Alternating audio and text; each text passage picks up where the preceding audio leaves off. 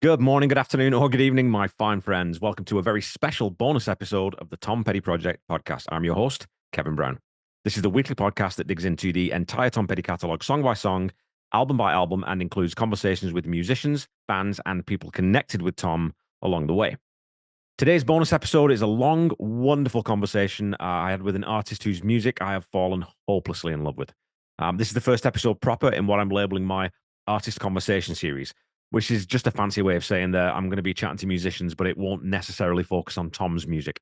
As you all know, I love talking about music with people, especially musicians. And the more I do it, the more I've realized that I want to bring these stories to you, not necessarily, Tom Petty fans or within that context, but just musicians who have an interesting story to tell. Amelia McLean is an indie artist currently working out of Nashville, Tennessee. She has a beautiful, unique voice and an incredible musical palette, including being just an amazing pianist. She also has so much warmth and positive energy that I just know you're going to love her. Her album isn't released yet, so do go check her out on social media, which you'll find in the episode notes. And if you have a few bucks to spare to help an indie artist out, go subscribe to her Patreon channel. Also, that will be in the episode notes. I'm beyond honored that she shared her full-length debut album with me before it's been released, and it's the first album outside Tom's catalog that I can remember really getting this deep under my skin. Probably since I think the last album I can really remember affecting me this much is El Corazon by Steve Earle, which I discovered probably around 10 years ago. So in that time, there's nothing that's really sort of hit me with this emotional impact in the same way that Amelia's record did. So sit back, relax, and enjoy my fantastic conversation with the immensely talented and utterly charming Amelia McLean. Tom Petty. Tom Petty Project. Tom Petty. Hey, Tom Petty Project. Here we are from Nashville, Tennessee to Canada. Yeah. I mean, I love this. This is just so exciting. This is so fun for me. Okay, so are you from Nashville originally then, or are you, where were you born? No, I was born in Jackson, Michigan, Southern Michigan. It's a small town. It's where the state prison is. That's what I always say. And that's what I always say, as if I always say that. I don't. But I'm from Jackson, Michigan, which is where the state prison is.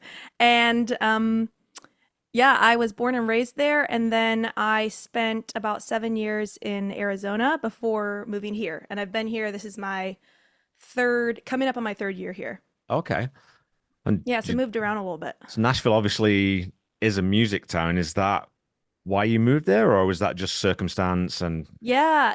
Initially, the thought was I wanted to move to an industry city from Phoenix, and at the time, the thought was, I'll start in a smaller town, and seemed like it was a little bit more affordable at the time too. And yeah, so, give Nashville a shot, and then see what place kind of lands. And ironically, two weeks after I moved to Nashville, I did a session in LA where the studio engineer that day ended up being Justin Glasgow, the producer who okay. produced my record and became a good friend. So, yeah, and ever since then, the last 3 years now, I've been flying out to LA every couple weeks. So, gonna be making that move soon, Yeah. in the near future. But yeah, it's funny how that works. I moved to Nashville and immediately just Yeah. started making all my creative stuff in LA. So everything creative that I've done so far has taken place in LA, which is so funny. It's funny what you're saying, because we do have Zoom and we have all these online tools now, but you still kind of need, if you want to make a real push into the industry, you do have to be in one of those quote unquote industry towns. And it's the same here. Like if you're not in Toronto, Vancouver, Montreal, your chances of actually anyone hearing your music just goes down, right? And I'm sure it's the same with down in the US. Yeah. You got like 2 or 3 spots. So It makes a difference for sure. And I like being able to, take a meeting that same day, go meet up with someone that same day and not have to plan a flight. yeah, That idea of just the accessibility makes a difference. I was in Phoenix, and thankfully with Phoenix, it's, 50-minute flight to California, depending on where you're yeah. going, and it's easy to make that happen. So yeah, the West is for me. Nicer weather too, right? You don't have to deal with all the Yes, snow and the so rain. much. Yeah, it's raining outside right now. There's a huge thunderstorm. I don't know if you can hear anything. I think it's quieted down a little bit, but if you hear random thunder or rain, it's not a noise machine. It's It's storming outside. So what was music like then growing up for you? Like what were your parents listening to? What did you sort of grow up with? Because that often does inform where we end up, but not always, right? Yes. Yeah. Upbringing, musically speaking, was a little bit multifaceted. So, um, I grew up with a vinyl record player in the living room, and there was a Methodist church across the street, and in their basement they had like a thrift store on Mondays or something throughout the week, Yeah. and they had vinyl records for like a quarter. Oh, And so growing up, we would walk across the street and go, and I didn't really have a concept for, the music of the 70s at that point.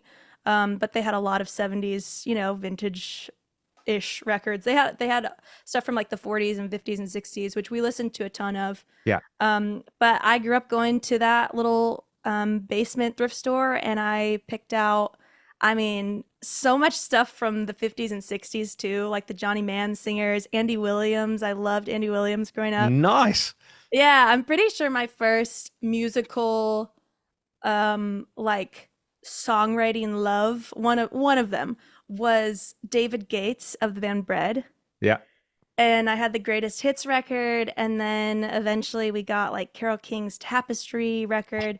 So just a lot of like the songwriters of the bygone era. I actually didn't grow up listening to like what was on the radio. It was Right. all kind of vinyl records. And then being in Southern Michigan, there's a lot of influence in my family from like Southern gospel type stuff. And so I grew up listening to some folk and some bluegrass, and trying to think, like Patsy Cline was on repeat. I had her Yeah. greatest hits CD, and she got me through, fifth grade age level. It's so funny because to me, it's like this is so unrelatable when I'm talking to someone my age, but You're on most safe any ground here. I feel like okay. I'm like, is this too weird? But no, I love there's so much great songwriting and great lyricism. And then I was also classically trained on piano for 10 years, and grew up in a very kind of musically oriented household. And so a ton of classical music Yeah. in my personal piano repertoire, but also just in the household.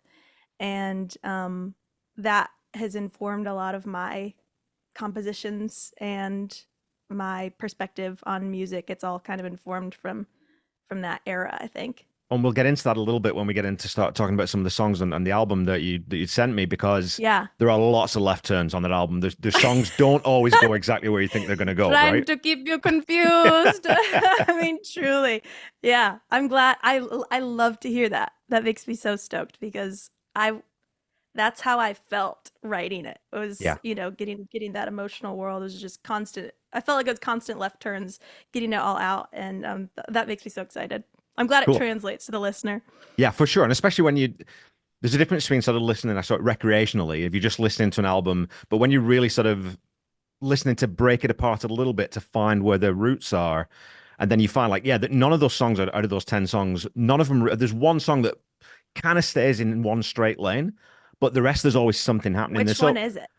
It Do was you Dark remember? Days was the one that Okay. Yep. was a little bit straighter, I think, right? Yep. So yeah. Mm-hmm. But I wanted to ask you then, with 10 years of piano, classical piano, I'm assuming that's also recital and sort of performing pieces in recital. So was that your sort of introduction to performing, and how did you take to that? Did you enjoy sort of being in the spotlight and being the one up front with the microphone, so to speak? Yeah. Well, I started performing when I was about 3. And my family would go around to nursing homes and senior centers in our town. Okay. And every Christmas and every Easter, we would do a whole program. So it was a little bit of like a Von Trapp situation. It was the whole Okay. family up there, and I would play a piano piece, but then I was also singing. And so I would have to like stand on a step stool so I was tall enough to reach the microphone. And I was learning how to harmonize pretty close, like not much older than probably 4. I remember starting to learn how to do like 3-part harmonies and stuff like that. Yeah. So it started very, very young. And yeah, I mean, I was little. I was a little guy. And then with the piano performances, that feels different because with classical training, it was a very high pressure experience for me. Yeah. And I think I had a little bit of like a perfectionism approach to it. I felt like there's a lot of pressure. I probably put that on myself. But yeah, I would have like a twice a year recital, and I mean, I would just get stage fright and would blank. It was all memorized. You couldn't take the book up there, Yeah. so I'm playing, Chopin and Rachmaninoff and stuff, and I'm just like blanking out. And I'm 10, and I remember my first performance. Afterwards, I went to the bathroom and locked myself in the stall because I was just like, I messed up, and my life is over.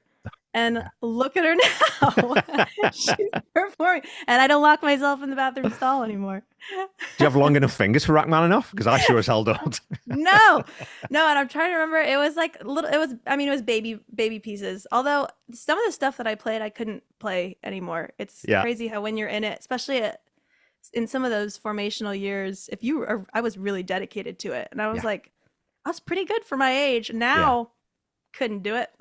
Well, it's funny though, Couldn't do because it. but if you go back and if you played the etudes every 3, 4 weeks and you kept on those foundational disciplines, you would be able to play. And that's, people listen to Chopin and you think, okay, well, yeah, they're great pieces of music, but they're written for a reason. They're to make your Yes. crossovers better or to make those stretches better, So yeah. Yes, there's a purpose to it. Yeah. Yeah, no longer classical pianist. I wanted to ask about you because you mentioned harmonies there, and I was talking with a guest. The episode hasn't come out yet. Who's she works with a church, and so she did a lot of choral singing. And we were talking about harmonies and that weird thing where even people who can hold a tune don't. And I've got friends who like we play Rock Band on the Xbox, whatever, and I'll say, "Well, you sing this bit," but as soon as I start singing the lead, they drop down to the lead. They can't separate. So Yeah.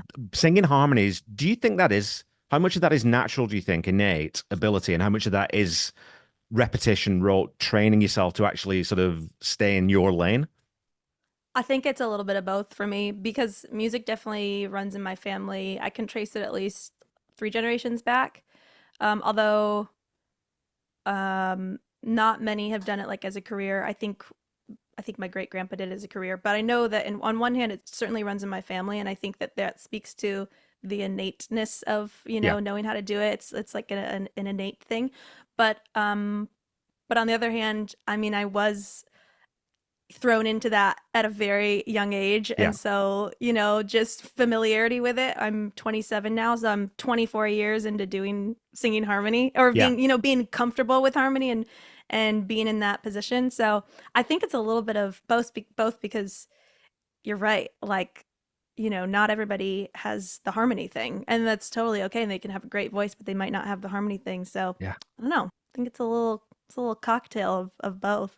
Yeah, my wife sings third. She can't, when we do right, she can't sing the root. Like she just doesn't find the melody. She always goes to third. It's like, that's weird. You're weird. Yes.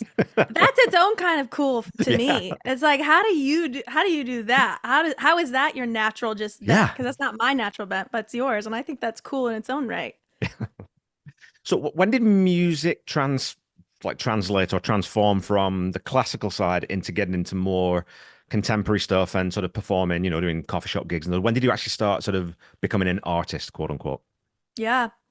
I moved out to Arizona when I was 19, and I was kind of starting my life over in a sense, and I left home on my own and didn't have many resources at all, and so it felt like kind of just starting life from scratch in many ways.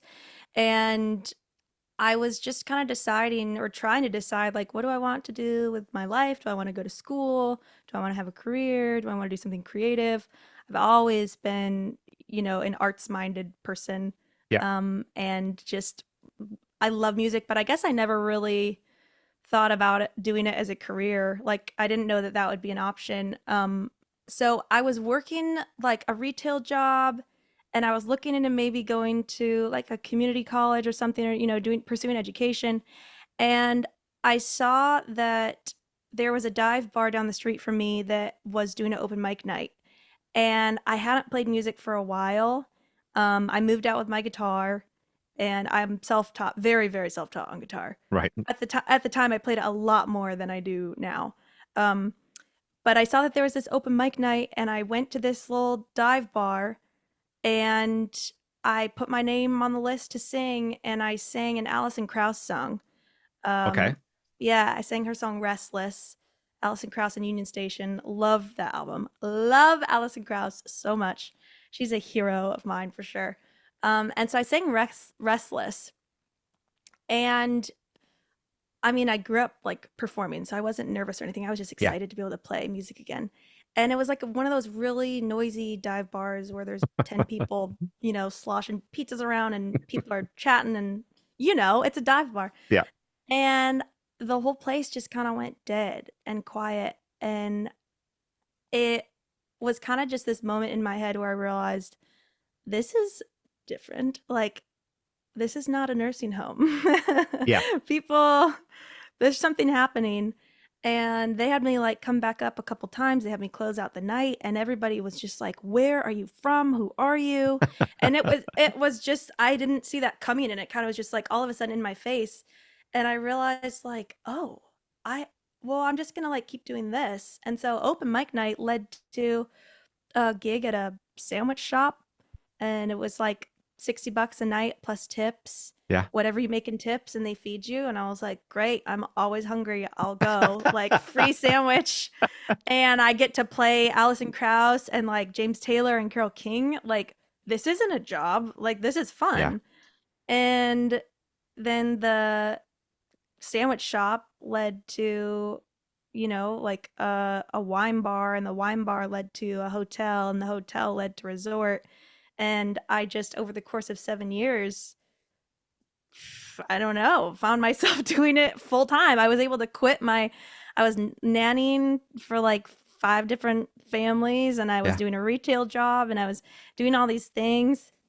And I just one by one was like, well, I need to make room for this gig. So I'm going to let go of this thing and let go of this and let go of this. Yeah. And, oh, I got to give this up to now. Whoa, I'm doing music full time. Yeah. So yeah, it kind of just happened, but it was a very vivid moment in that dive bar of like, oh, this is a hobby and a love for me, but to the people, it's like, I Yeah. can give something to the world. Yeah. And do you think that because, when you think about, like you said, dive bars, and everyone listen, we all know what we're talking about here. Those places Yeah. can be pretty ruthless. Like if you get up there with a guitar and you aren't any good, they'll let you know pretty quickly, right? And we've all been in Yeah. those bars where the singer starts and they're not great, and someone says to me like, "Oh no, just let him get through his set, let him get through the set." Like they're trying their best. So to get that sort of approbation really early on, the positive feedback, how important do you think that was in that step for you to think, okay, well maybe this is something that I can do?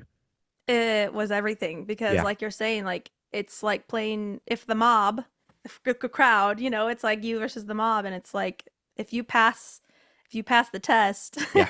Yeah. if I can survive through a dive bar. And I did a couple more dive bars in that like first year before I even got that sandwich shop. I went to a different dive bar and did it again, because I was like, maybe it was just this certain group of people in this certain dive bar. Yeah. So I went to another one, and it was, the same kind. And I mean, I'm kind of laughing and shaking my head when I think of some of those places, because it was like I was very naive. I was 19 and I was going in late at night alone to this, like go me, but also like that could have gone south. And Yeah. it was just the same, but it didn't. And it was great. And it was the same type of experience. So yeah, I mean, you're either going to be a form of entertainment. It just depends on what kind, like sometimes it's funny, it's some people, it's a different kind of experience. But Yeah. for me, it was affirming. It was affirming in the sense of like, this might be a thing, and it doesn't feel like a job, but like, whoa, I never thought about this, because this is just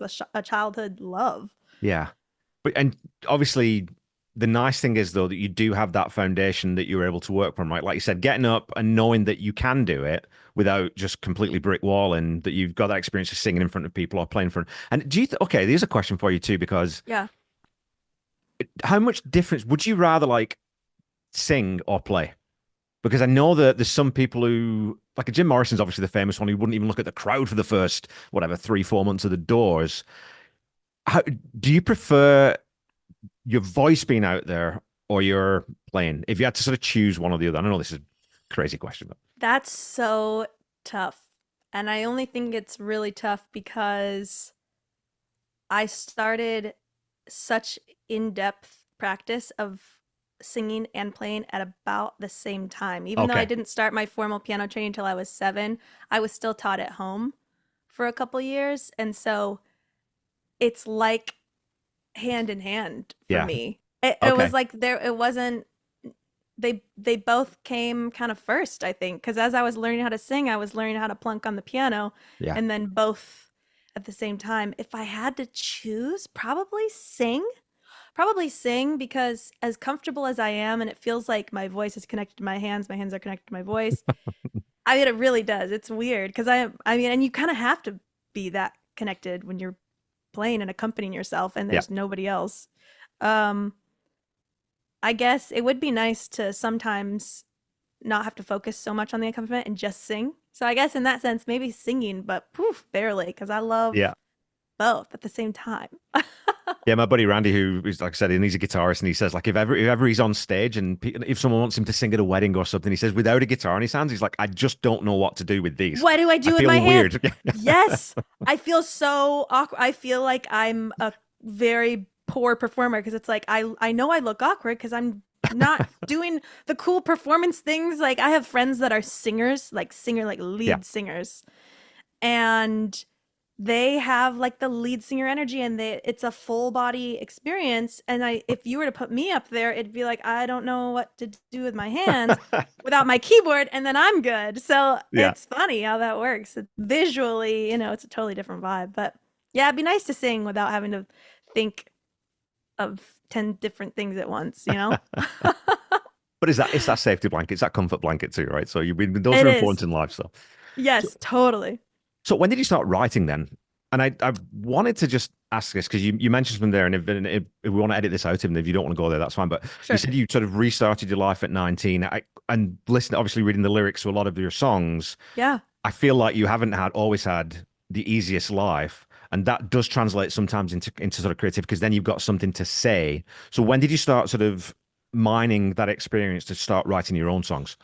Yeah, totally. I was about 15 when I first started writing my songs. And I feel like my upbringing is a little bit, I feel like two-faced is the best way to describe it. In that, on one hand, it was so rich in music, and, music is such a connective form of expression. And I have so many just, great memories involving the musicality of, my family and my upbringing. And then on the other side, I was raised in a super strict home, and Right. my dad was very religious, very strict, and things like I was kept from school, kept from an education as a kid, Okay. um, and that was because of my gender. And so I experienced different forms of, I don't know, whatever you want to call it, gender oppression or misogyny or stuff like that. Yeah. It was definitely there. And when you're a kid, however you grow up, that's kind of all you know in a lot of ways. And so growing up, a lot of the things about the way that I was raised was I kind of processed it when I was little, kind of until I was a teen, which was when I needed a form of expression. But when I was really little, it's just like, oh, well, this is just the way my family does things, and that's Yeah. what I was told. But yeah, I guess there's some aspects of my upbringing that feel pretty absurd, and I would say even you could compare it to like a cult if you want to use that word. Yeah. Just in the sense of like there was a lot of high control, and kind of like you have to trade your authenticity for the sake of belonging. Yeah. And I would say it was pretty extreme to the point where, yeah, when I was 19, I'd wanted like an education my whole life. I'd wanted to be able to have friends. I was kind of very isolated, and kept from school, kept from having friends. And it was like just me and my siblings, which on one hand was a fond memory because we were all so close and so Yeah. connected. But on the other, I grew up kind of like a bubble kid, to be honest, and isolated from the current culture, the current moment. So I know all the references from 1940 through 1970. But as far as it relates to my peers, once I left my home, I really, really struggled with that experience of, you kind of like bond over shared knowledge. Yeah. And there were a lot of things that, because I was kept from school and, wasn't allowed to have friends and kind of like isolated from the world, um, that, yeah, it made me feel really isolated even after I left and I was free to roam. Um, so yeah, I started writing songs once I kind of realized that something's kind of off, like something's really kind of different. Right. And um and so I needed a form of expression, and thank God for music. Yeah. Because that was there for me. And I was also an avid journaler. I was an avid writer ever since I was little. I just loved writing, just Yeah. creative writing. I would write stories, and I would write from the time I was about 8.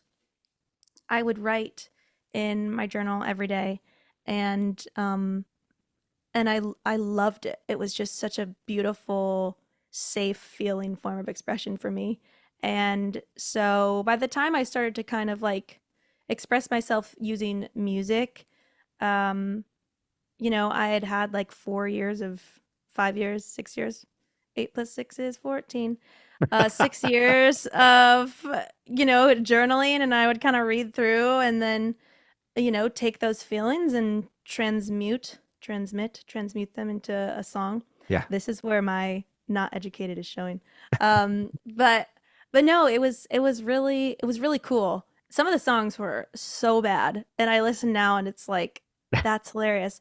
But some of them I listen now and I'm just like, wow, like that was my moment. That was the moment. I wrote a song called Dauntless Bird, and it's on a different Spotify channel that is just my first name. And I put out this little EP 9 years ago when I Okay. first moved to Arizona. It's called Songs from My Bedroom. And they're pretty raw. They're pretty, I mean, like, and raw by like, they're not that great. Like, it's me at 19. I didn't sound that great. Um, but there's a song called Dauntless Bird, and it was just all about feeling like a caged bird and Yeah. feeling it captured that feeling in the moment of isolation. And it was beautiful. And I think I'm going to re-record that someday, because it came out almost like a little bit of an Irish folk song. Okay. And I'm really grateful that I had that. Yeah, starting at 15. And that's when I started to really get into the songwriting piece of it. But I think, there's, for every Justin Bieber, Taylor Swift whose songs at 15, 16 end up being on the radio, Yeah. those of us who were still writing at that age, of course, some of them are going to be awful because you're 15, you haven't lived yet, right? Yeah. But I think there are It's like, also, when you fair look, warning, it was bad. but they're also, when you look at them, I think, as a more developed artist, you think, okay, well, I can, it's a very visceral snapshot in time of who I was then. And Yes. that comparison of who I was then to who I am now, that can be really informative. And I think it's sometimes good to look back at those things. And even if they do make you go, that's a bad rhyme Ooh. scheme. Yeah. I even feel that way a little bit towards this album, in the sense of some of the songs on this album I wrote when I was 20, after I left. Right. And I wrote them 7, almost 8 years ago. And that's not how I feel now, but it's a good song and I love it. And it's, part of that collection of telling the story of that time frame of my life. Yeah. And I kind of feel that way of like, I don't think I could write this again because it's not my current moment. And I'm always writing just from the current moment, right? Yeah. And it's just funny how that works. It's like each song is a little snapshot of that time, and it paints a little sonic picture. Yeah. Well, and you're really good at that.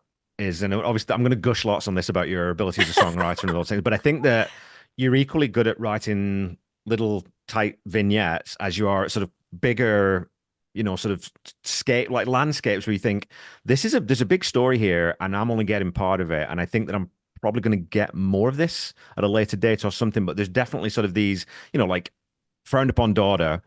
I mean, we're not getting into the album quite, but that is just Sure. this epic scale story. It's like that could be a novel, that could be a Stephen King novel, it could be, you know what I mean, like it's got that kind of grandeur to it.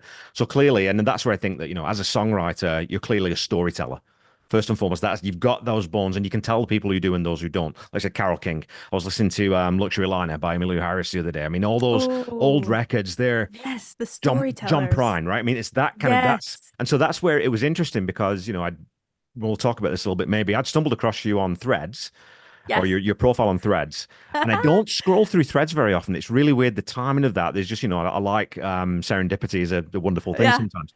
Where there Yeah. was a post that you put up that really sort of I connected with in that moment as we're talking about. So, but then 27-year-old, good-looking young woman, you think, well, I think I probably know what I'm going to get here, and you totally subverted that expectation because, Surprise. yeah, but you're not. It's not Lord Taylor Swift, Billie Eilish. It's not that kind of music. It's more Kate Bush. It's more, you know, Alison Krauss, like you're talking about, Sarah McLachlan. Yeah. You've got a very old head as a songwriter, I think, and so I connected with that really, really quickly. So I wanted to read out quickly the Threads post that you put because I want to sort of Okay. just jump off it because I think it's an interesting conversation. So he said, with joyful, exhausted tears in my eyes, I just made the final payment on mixing my album. The only thing left is mastering. Then I'm done. After 2 years of constant traveling, sleeping on couches, always taking on extra work, and immediately giving that paycheck away, at 27, I have no backup plan, no college degree, no generational wealth or family advantages. I'm fueled by a deep love and a wild desire for music. I'm a burned out and grateful indie artist. And I thought that that was such a beautiful encapsulation of what it actually means to be an indie artist. So I just wanted to sort of Okay. throw that out there and ask you when you write something like that, even if it's not a song, that's a post for Threads. That feels like an outpouring. That feels like I've just got to get there. So it's how much of when you share that kind of stuff online, which all artists have to do now, you have to be brilliant at social media as well. How much of that is catharsis, and how much is that just like brain dump, and how much is it sort of staging for profile and those kinds of things? Well, the way that you read it sounds so much more cool than how the voice in my head as I'm typing it. So if you could from here till forever just read out loud everything I write, I think that makes it sound so profound. As you read it, I'm like, wow. And then as I write it, I'm like, yeah, I just got to get this off my chest. Yeah. But yeah, it definitely it is cathartic, and the social media world, it's a different sphere. Like it's not reality, but Yeah. it is a world that we exist in as well as this, world. And so I'm just I guess like figuring out in a lot of ways how I want to kind of show up in the social media world. And in a lot of ways I can't decide, it's like, do I want to be the more of like the writer's approach where it's that type of post, it's like the deeper, more, vulnerable catharsis, journal entry type posts. Yeah. Because it really, I kind of, in that moment, that's something that I would have written in my diary. And so it kind of felt silly because I'm like, okay, I'm just going to kind of like do a little journal type energy journal type entry on Threads. And no one's following me. Well, now people are following me a little bit, but no one was following me. And I'm like, dear diary, it kind of felt like one of those posts like, hey God, it's me again type of post, but I don't know. In another sense, I want to like sing or be silly or just like chatty with people, because I think the artist side of me is like very introspective, I'm a thinker type. I can get lost in being the thinking type. I'm very kind of existential, and I love philosophical type, musings, and that just energizes me to the core. But the other wolf inside of me is like silly and ADHD and, goofy and like loves like Martin Short, and like Oh Steve yeah. Martin and like, like comedy and fun and let's just be goofy and silly. And so it's like, there are two wolves inside of me. Which one's going to post on social media today, Yeah. And so I don't know. I forget your question. What did I say? No, What no, did you ask? you're answering it exactly. You're exactly answering the question Is because that relatable? Like, does anybody know what they're doing on social media? I don't have a social media manager or anything, so I'm figuring it out. Dude, I'm 51. I don't know I don't even I know don't like know. Snapchat. And it's like, I got to be on Snap. No, I'm not going to be on Snapchat and TikTok. It's just It's bewildering, like you right? So, rest and you like you pick and choose like what platforms, and then yeah, it's like I have Threads, Instagram, Facebook, TikTok, and apparently you're supposed to make different content for each, and yeah. it's like what? It's a lot, and I'm figuring it out, and I'm 27. Yeah. I'm of the social media generation, I guess, and I'm stumped, but I was also a bubble kid, so who knows? I think though that that comes through just from even from half an hour talking to you. Who you are online is just kind of who you are.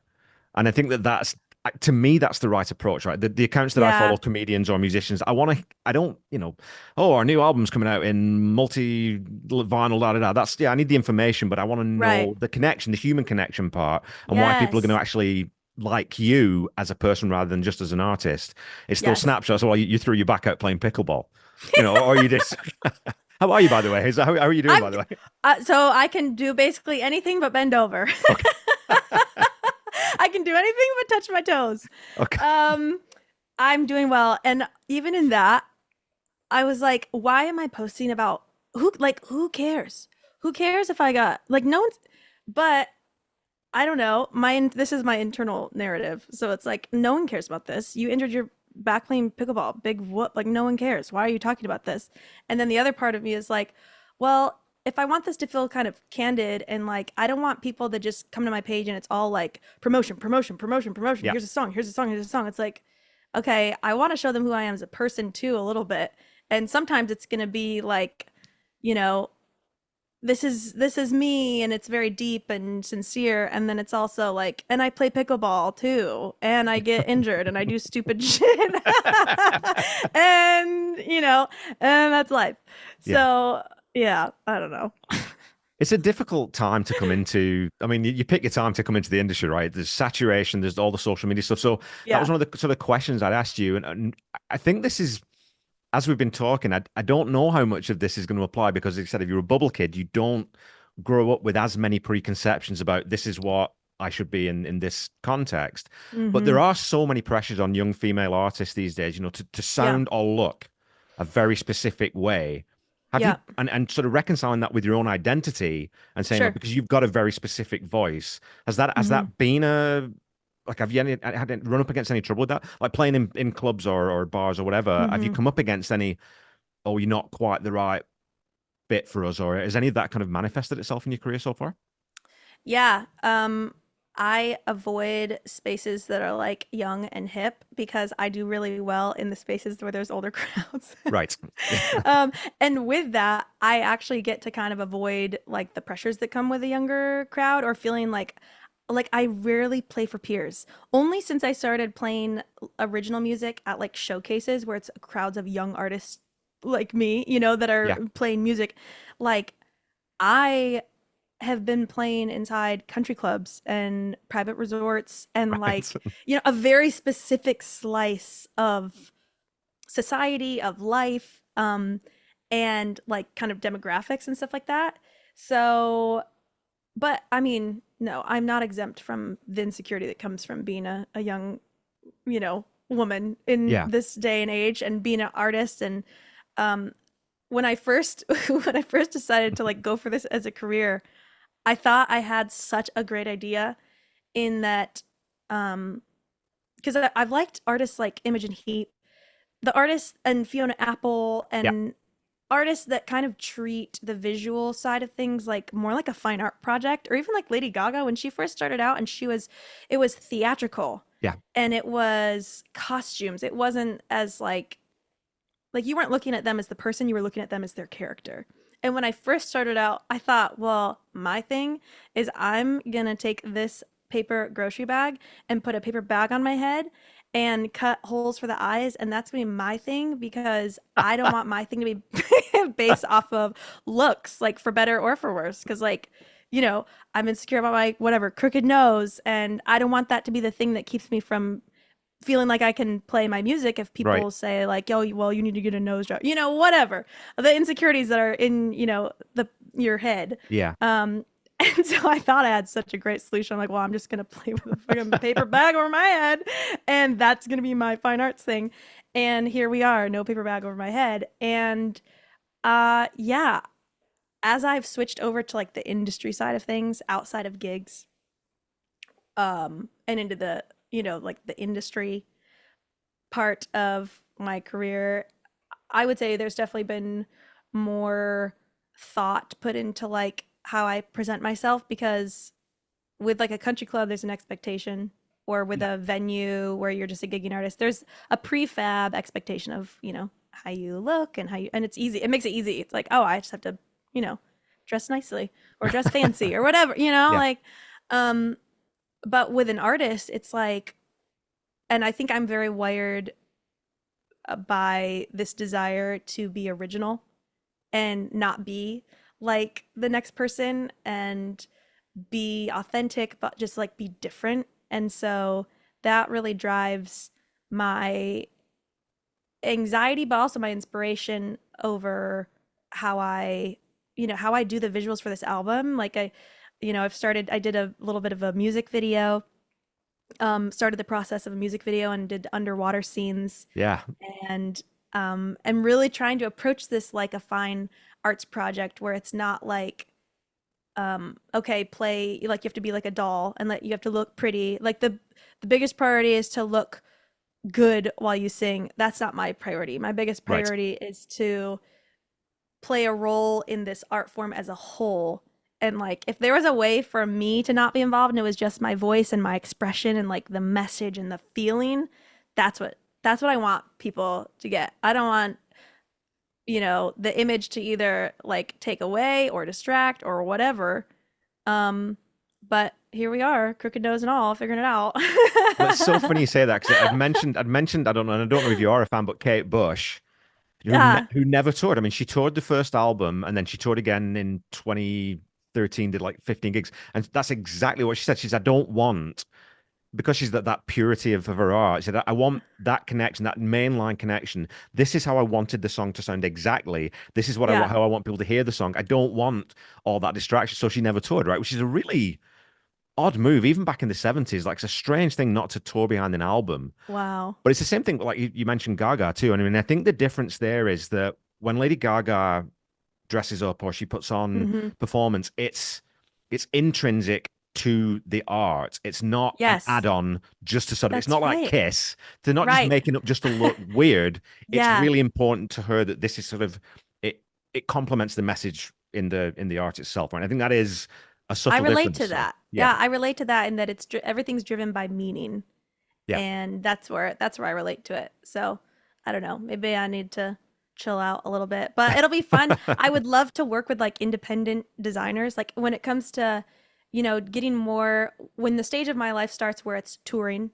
and, really hitting the streets and being out in person, which I can't wait. I'm living in studios and like behind the scenes, and it's like I'm not public facing yet, really. Like I really, this is gonna be my debut studio Yeah. length album. So I really haven't even launched like publicly yet.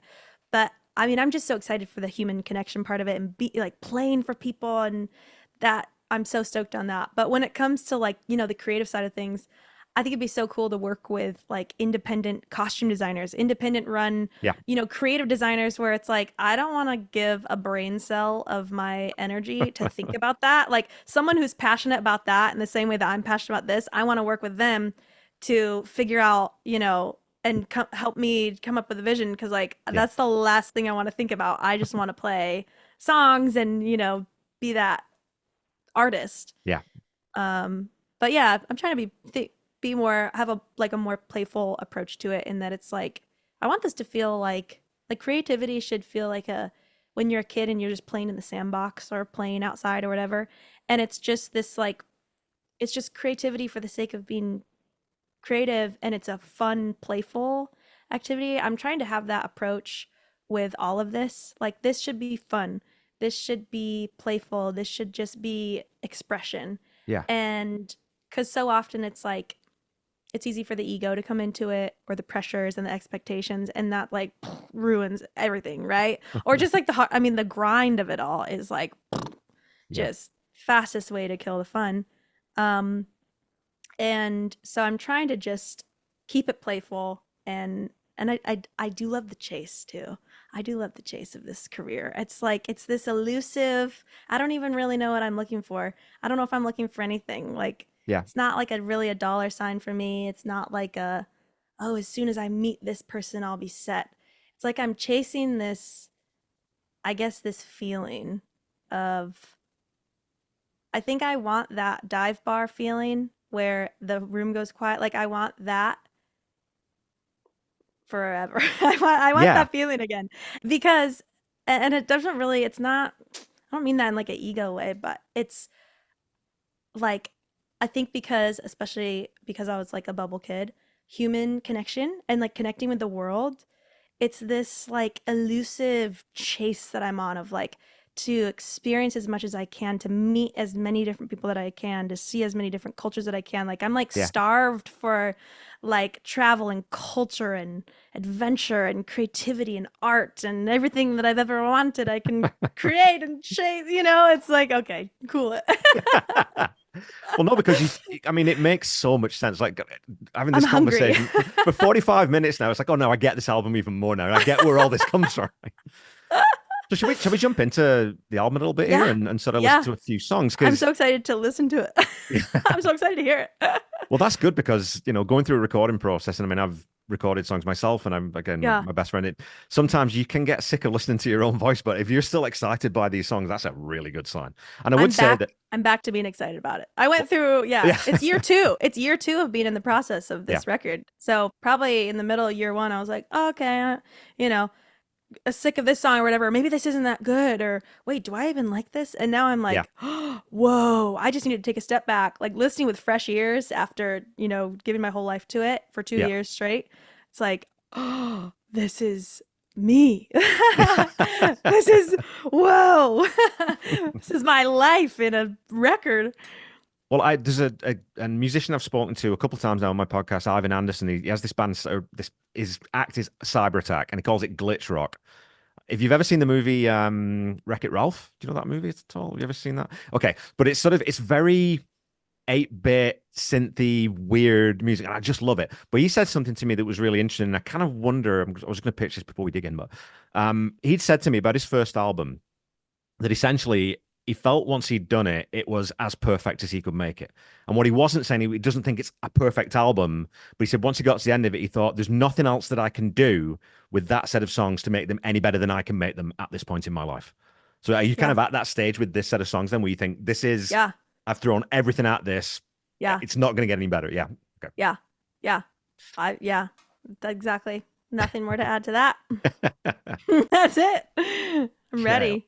Okay, so let's start with the first track from the mixes that you sent me, and then you told me afterwards that this is not actually the running order, which is really interesting. Not the official one. Right. It's a draft, but it's not. I'm not set on 100%. Like I have to pour through it again. Maybe you can give me your opinion too, since you've listened through it. I will, because I mean, specifically, I think Tell Me is you're nailed on 100%. You've got to close with that for a very specific reason. And I agree. About together. Yeah, I agree. I don't think that's going anywhere. That's the ending. But I want to hear I'm curious.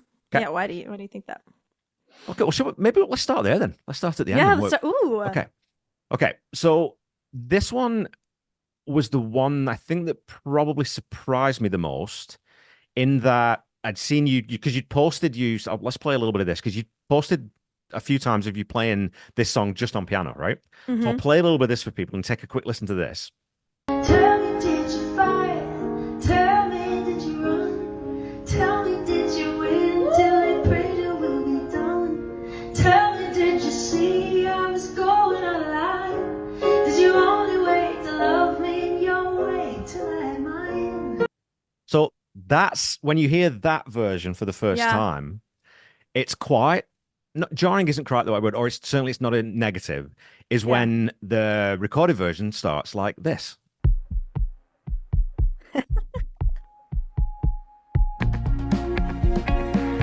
So it's almost a breakbeat that we're sitting over top of, right? Yeah. No keys yet, even.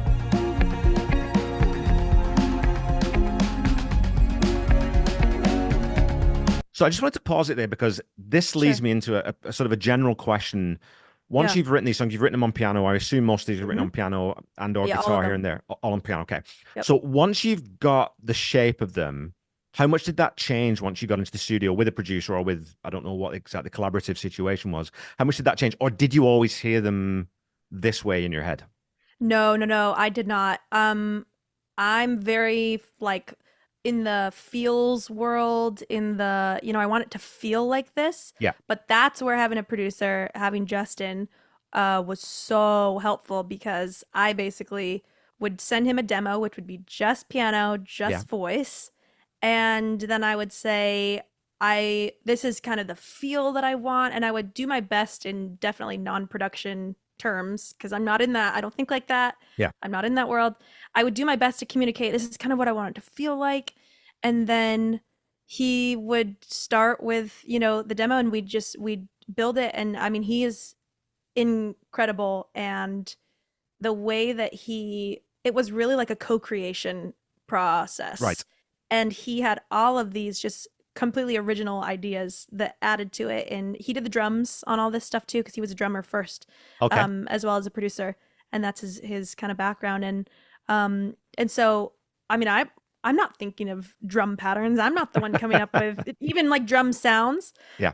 But if he'd play something that was the feel that that was kind of my marker. That was my compass, was like, can we try a different type of sound maybe? And sure. Oh, totally. And he'd, Yeah. come up with 1,500 options or whatever, just always creating. It was very much a collaborative process. And he brought these songs to life in a way that, yeah, it is what it is now. Yeah. Like starting out in this way with strings and drums. I mean, when I wrote it, it's a piano intro, Yeah. but this is it's like setting the scene, right? It's like cinematic feeling. The strings bring the ache. Like, Yeah. that was very much coming together in the studio. I did not have any like preconceived ideas that I brought in. Sometimes I did. Sometimes, I really feel like this would be cool, but no, this is a co-creation for sure. Cool. Well, let's just play a little bit more through so again, my Yeah. listeners can hear where we're going with this. You say it's funny that you miss those days, the days when I knew you. Looking back, I see the certain similarities that I had, you had them too.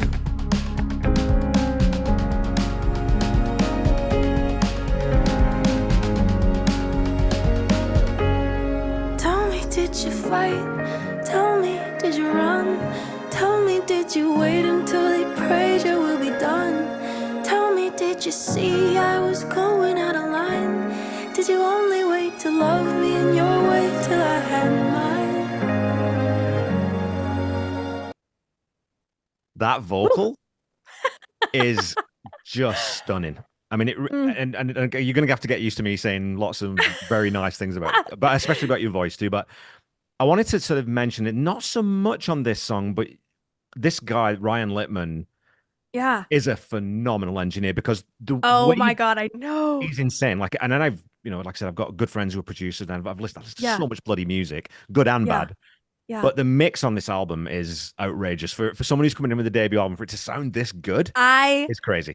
No. Oh, I feel so lucky. I've got to say, I feel so lucky. Like 2 weeks after moving to Nashville, that chance meeting in LA, Justin, then to Ryan, who Justin works with a lot, and just a stellar team. And we can even chat about that because there's some people that I kind of want to talk up. 100%. Please do. Yeah. Some fun facts. But yeah, Justin Glasgow is the producer, and I mean, he's just incredible. One of his artists right now, Paris Paloma, is currently popping up. I don't know if you're familiar with her at all, but No. she's in the UK, and I mean, she just was on the same, what was that, Hyde Park Festival with Stevie Nicks. Okay. And she was like a headliner. I mean, it was crazy. She's Wow. young and incredible, and so he's got an incredible roster, and I'm lucky to be on it. Yeah. And then Ryan Littman, is the mix engineer, and all these guys are like online and stuff. You can look them up and see their credits and stuff because it's pretty great that I stumbled into this crew.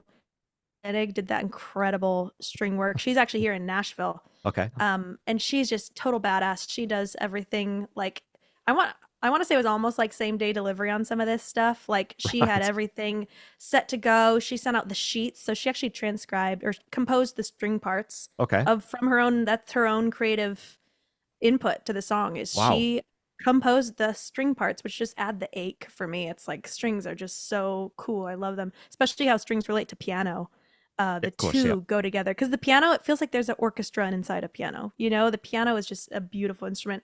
Um, and she just, composed that from her knowledge and world, and it just brought these songs to life. And then the guitar work, a lot of it, Dave Levita, who was Alanis Morissette's music director for 15 years, Wow. and he is now guitarist for on tour with Tim McGraw. But he comes from that rock world with Alanis. I mean, as her MD and lead guitarist for 15 years. He was touring with her when they were with the Rolling Stones doing the stadium tour. Yeah. I mean, and I met him that same day that I met Justin in this session. It's the Stories session. I don't know if you've seen it. It's on Yeah. YouTube. Yeah. So Dave was the guest guitarist on that, and I was the guest vocalist. And I mean, I told Dave, like, I'm totally self-funded. I can't pay you like the same session rates that everybody else can, but like I'd Yeah. love to just send you some of my songs, and if you want to hop on them, I would die a thousand deaths. And he was every time I was in LA, he was in that studio, and he wanted the charts for all this. He really dug in, and I just felt lucky. And that's the team, small team, Yeah. small crew. That was just it. And Justin played drums, bass, bunch of stuff. I did all the vocals, harmonies.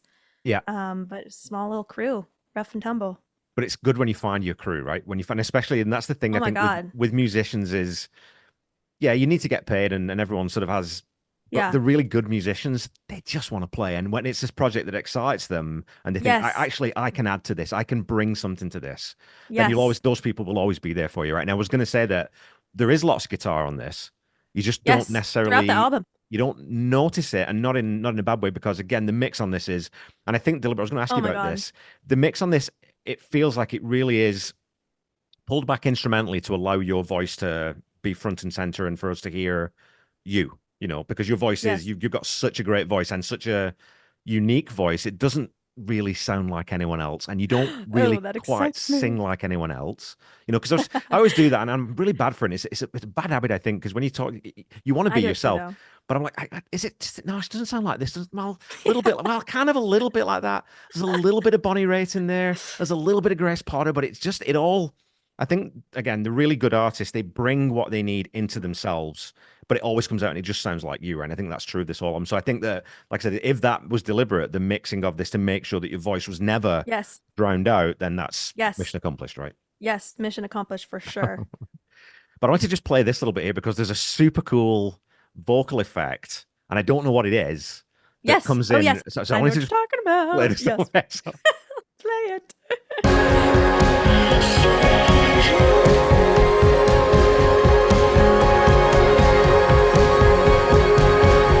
It's like swirly. It's some kind of Yes. It's a vocalizer. Okay, it is okay. Yes. And I filmed a little clip of me doing it. So I have proof of what Okay. it is. But it's basically it's like a microphone, and it's connected to, okay, if any producers are listening, they're gonna be like, this chick is absolutely slaughtering this description. So Google a vocalizer, first of all. But I'll tell you what my experience was. It was a microphone connected to like a MIDI thing, and whatever chords I was doing on the keys, I would Right. sing, and that's what, would my notes would turn into whatever I was playing on the Yeah. keys. And so I was doing these like clustered harmony chords on the piano, and then singing, that line, Yeah. and it added that cluster chord, but in my voice. Yeah. What I And love then about it is, yeah, but it's only once. It's only in that little. Just It's in only that- in that one yes. one part, right? So and that's again another. It's a feature, not a bug on this album. Is Yes. lots of things that just come in just for a moment and then they go away again, and it's this fleeting sort of, what's that? So I've got to skip it back and. Hey, that's cool. That's kind of neat. Yes. And I haven't heard that yet on this album. And that doesn't happen anywhere else in any of the song either, right? So it's that Mhm. very. There's a lot of attention to detail on this album, I think is what I would say. Yes, absolutely. Just one last comment on this song, and maybe we'll move to a different one though. I love the syllabic meter of that third line in the verses. Looking back when I see the similarities, that bounce, and then the second one is comfortability, which Oh doesn't yes, sound like a word. It's like comfortability. Is that actually a word? And I was like, comfortability. I'm not sure that's a word. Looked it up. It is a word. Okay, that's new. Yeah, how many weird words can we fit into a song? That was my whole goal with this album. Comfortability. Uh yeah, I think that's for me, that's where I think that kind of shows where my motives are to be honest, is it's not about sounding catchy.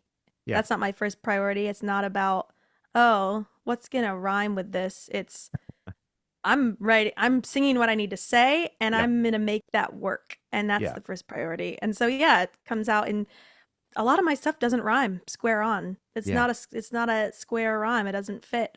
Um, but you wouldn't really think it doesn't stand out in like, oh, none of this rhymes because I'm telling a story. And I Yeah. guess that's just my first priority is telling the story. When it's a skill that you have, right? Because not everyone does have that. In some people's hands, those words wouldn't fit. And when you are Yes. breaking the meter, like that can be, sometimes it works and sometimes it doesn't. And for my Yes. listeners, this is something that I talk about all the time with Tom Petty. Petty did it all the time, where he'd sort of break form, or there'd be 3 syllables in this verse and then 9 in this one for no particular reason, right? You think, hang on a Yes. minute, what's he doing there? That shouldn't work, and yet it does. And I think it is. If the story and the narrative is Right. right, then you can't switch any of the word out just to make it rhyme because that would be forced, right? No, and you're listening along the song. It's not like, oh, I'm just waiting for the catchy part to hit again. It's every section of the song is telling a story. It's all, Yeah. and then you really end up listening to the song, listening to the music, and you're listening to what they're saying. So this one feels like we talk about, obviously I do subscribe to the Bob Dylan approach to lyrics about, well, I don't want to tell you what they mean to me. I want you to Sure. tell me, you know what I mean? But it feels like this one almost sounds like someone talking to their younger selves. It doesn't sound like it's you talking to someone else, like a third party. It's almost like that reflective, tell me, did you fight? Tell me, did you run? Tell me, did Whoa. they? That feels to me like it's you talking to Yeah. your 15-year-old self again when you're looking back at those songs, maybe. That's so cool. That is not my meaning, Right. but that I would have never thought of that. That is so cool. Uh yeah, I mean that's why I love not being obvious with lyrics Yeah. too. Is like I could say, "Oh, this happened to me and then this happened to me and then this happened to me and I was sad." It honestly comes out in abstract poetry. It's Yeah. abstract creative writing or it's a story that doesn't have me in it. Um and then I have my emotion behind it and my story behind it, but then people will tell me what it was for them, and Yeah. it's like, never saw that coming. So that's super cool. I mean, that's awesome. Yeah, it's definitely it's a grief song for sure. Yeah. It's a heartbreak song. I mean, I wrote that. That was one of my first songs, one of them, quite a few, but one of the first ones that I wrote soon after leaving home. And I mean, I was 19, so I was a wee one, and I was just kind of in the thick of just pure heartbreak of kind of leaving, having to leave, choosing to leave, everything that I knew for the unknown, but also for a chance at, kind of like autonomy and Yeah. being able to live outside of a little bubble. But with that freedom, you lose the world that, the only world you knew. And so Yeah. I was really just in the thick of like heartbreak and grief and kind of writing to different characters in my life, and really expressing kind of like when you're in that stage of grief where it's just unanswered question after unanswered question, Right. I mean, and this song is pretty much, I mean, it's questions. Yeah. It's if you read the lyrics, it's, and you just read them out loud because all Yeah. my songs will read out loud too, which For is sure. cool. For sure. Yeah. And I'm going to print the lyrics in the record covers and stuff so that people can read because they're little mini stories in of themselves. But when you read this one, it's all questions. And I really appreciate that my, 19, 20-year-old self was able to sit down and just choke it out because Yeah. at the time, I wasn't writing for a record. I wasn't writing for a career. I was writing because I was heartbroken, and I was writing through the tears and just choking it out. And then now it's taken on a life of its own. I think it's that again, not to always go back to Tom Petty, but it is the Tom Petty project. But Petty does this as well. You can write really good songwriters, which I would put you among. You write very specifically, but it has universality, and it is that. So when you write a song like this, then do you go back and think that's a bit too specific? I'm going to change that. Like how Yes. so you draft quite heavily then? Okay, okay, I do. Yeah. Um, I'm writing a lot and then I edit down. yeah, So I'll just be overwrite. I overwrite. And then I kind of pick and choose from there. And sometimes, yeah, I mean, songwriting in general, if you have the approach that I do, it is vulnerable. And so there is a piece that's like, how am I going to tell this? Because there's a million ways to say it, and you could just say it, but I want, I don't know, my brain, I storytellerize it. I yeah. storify it. I make it like a story, and it comes with, honestly, it comes with like images, and I just, it's more of like a writer's approach, I guess, in that a lot of times it's imagery that's just has nothing to do with me even. It's like it takes on a life of its own as I'm writing it. Yeah, That didn't really happen with this song. That happened in Frowned Upon Daughter. Tell you right. what, that song, I don't know whose story I was telling at some point. So there was some imagery in that one. But yeah, Tell Me was, I definitely had to figure out how I wanted to say some things because it's a letter to, a main character or two. Okay. And um it's just figuring out how I wanted to kind of tell it, I guess.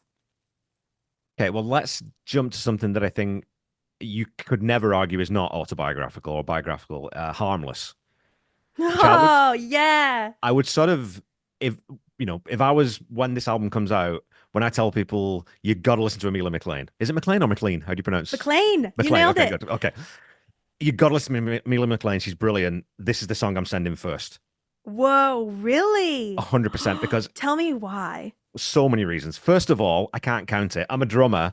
I cannot count those bloody verses. I don't know what time signature it's in. The one is never where I need it to be as a drummer, which is probably why there's no bloody drums on I it.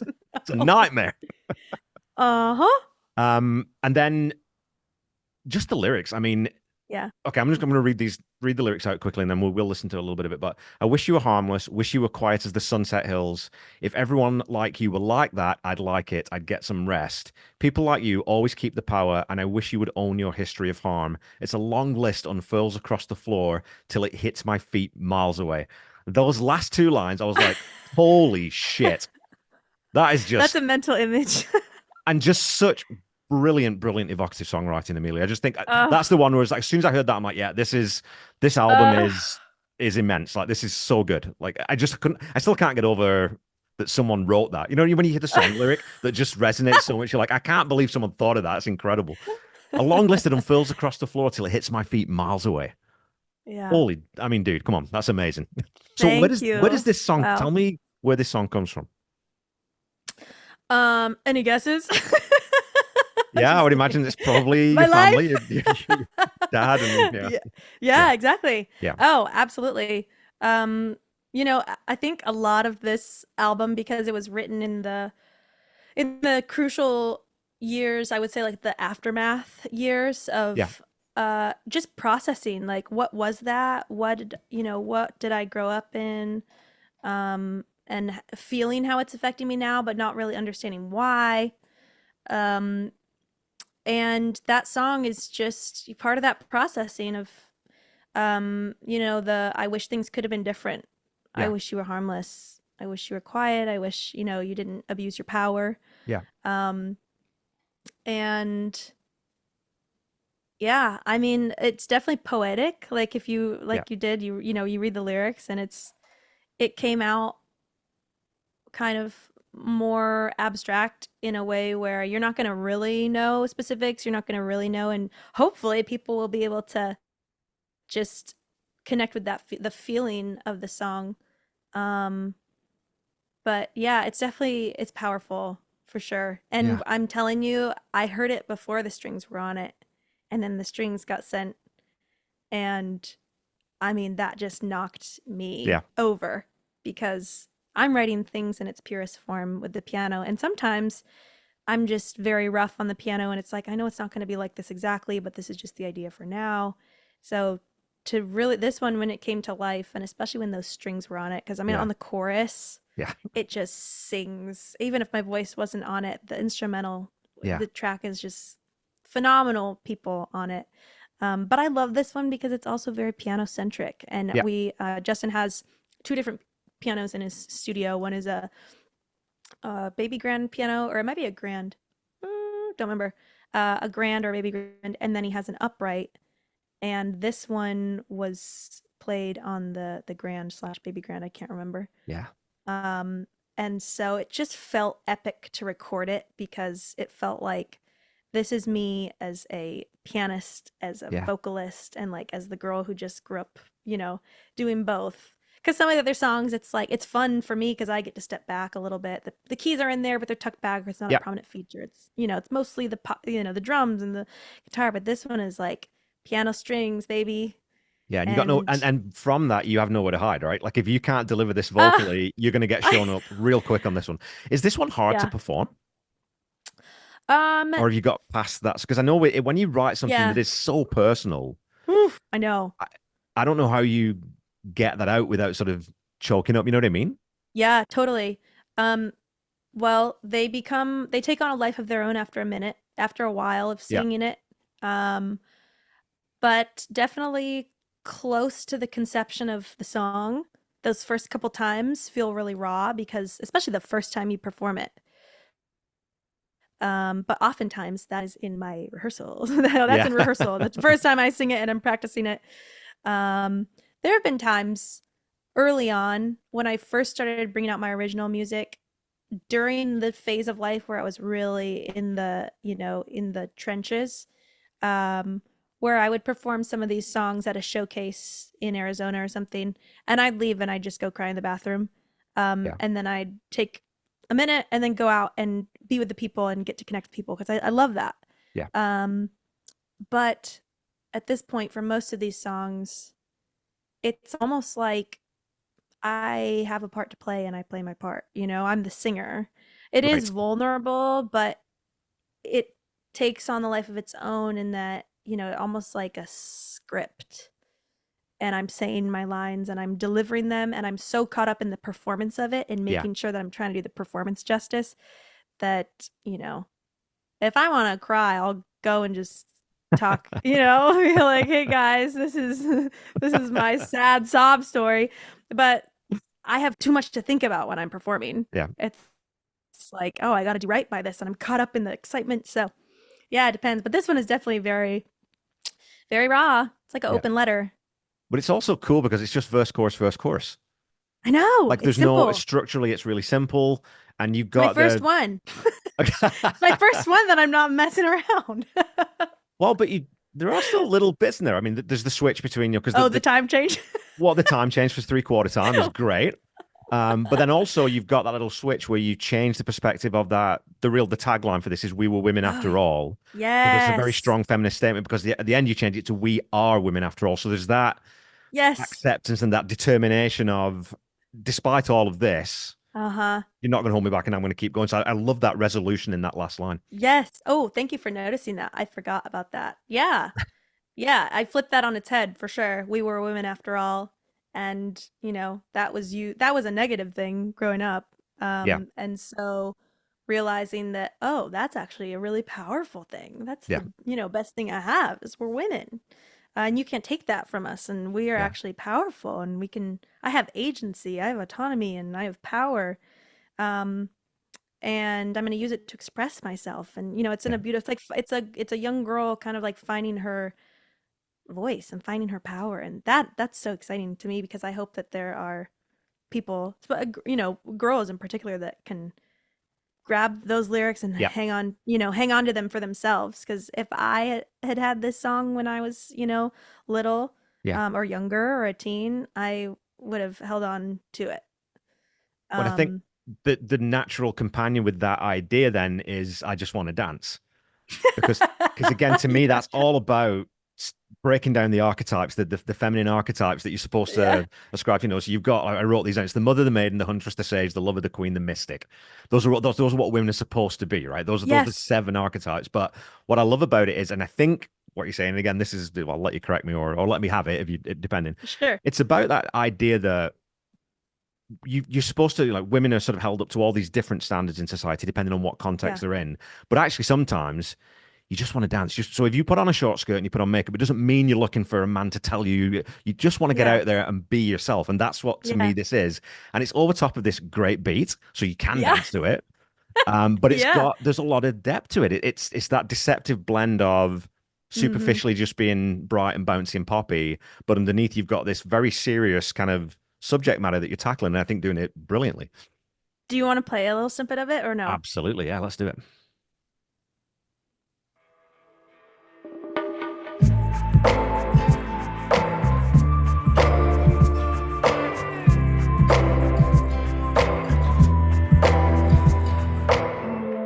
I don't wanna be your girl, I don't wanna be your lover, I don't wanna be your man, I don't wanna be another. I just wanna dance. I just wanna dance. I can feel the world spinning round and round. Does it make you dizzy?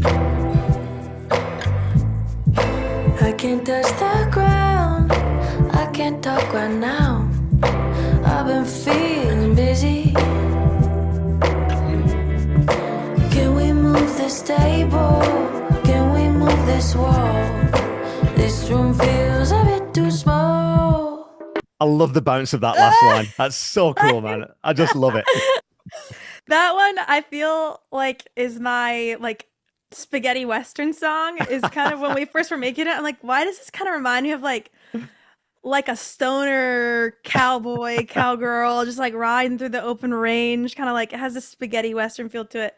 Yeah. Yeah, that song is my levity song. That's just like, this song feels to me as the writer of it heavy in a lot of ways and like Yeah. super vulnerable and really genuine and sincere and cathartic release of just my past so I can move on creatively.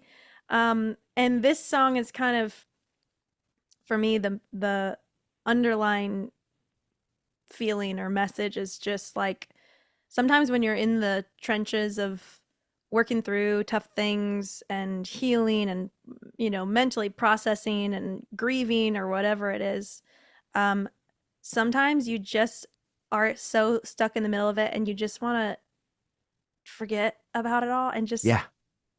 get a break. Like like I just want to dance. I don't, it's like there's a time and a place to work through things and I've done it for so long and spent so much time in like just hard spaces and processing, and it's like sometimes I just want to set this load of garbage down and just do a little dance and just like whatever images that conjures. For me, it's just like I want to just hang out with my friends, and it doesn't have to be like, oh, let's work. I gotta trauma dump on you or Yeah. bear each other's burdens. It's like, can we just go out and just dance? Like life is hard.